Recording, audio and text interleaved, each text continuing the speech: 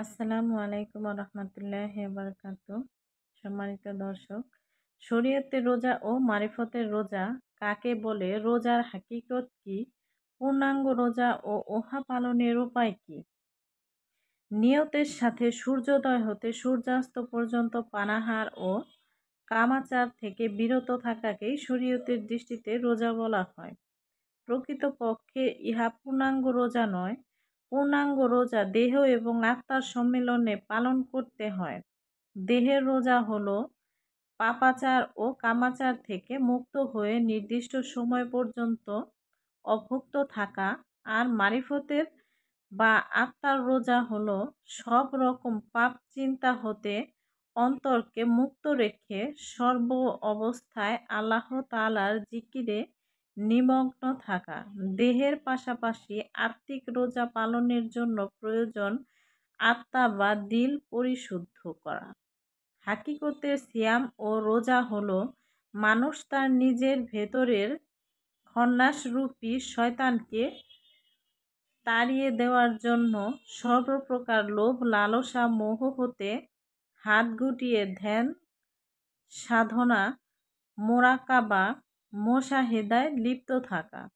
যখন সাধকের জন্য এটাই রোজা বা সিয়াম সাধনা। সিয়ামের শাব্দিক অর্থ হলো বিরত থাকা, বর্জন করা। কার থেকে বিরত থাকব এবং কাকে বর্জন করব? আপন নফসের ভেতরে খন্নাসরূপী শয়তানকে বর্জন করার ধ্যান সাধনই হলো হাকিকতের সিয়াম সাধনা।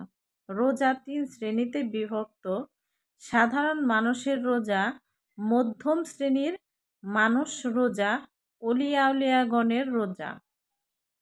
সাধারণ মানুষের রোজা: সূর্যোদয় থেকে সূর্যাস্ত পর্যন্ত যাবতীয় পানাহার ও কামাচার থেকে বিরত থাকাকে সাধারণ মানুষের রোজা বলা হয়।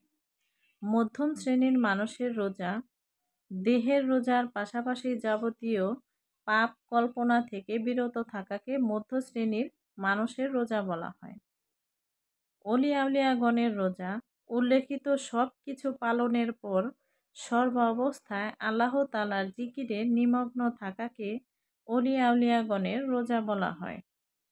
অন্যান্য ইবাদতের মতো রোজা শুদ্ধভাবে পালনের জন্য প্রয়োজন অলি-আউলিয়াগণের সাহায্য নিয়ে আত্মা শুদ্ধ করা, নিজের ভেতরের আল্লাহ তাআলাকে পরিচয় লাভ করা, তার কাছে পূর্ণ আত্মসমর্পণ করা এবং তার নির্দেশে নিজেকে পরিচালিত করা। সুতরাং আমরা শরীয়তের রোজা ও মারিফতের রোজা সম্পর্কে সংক্ষিপ্ত কিছু জানতে পারলাম।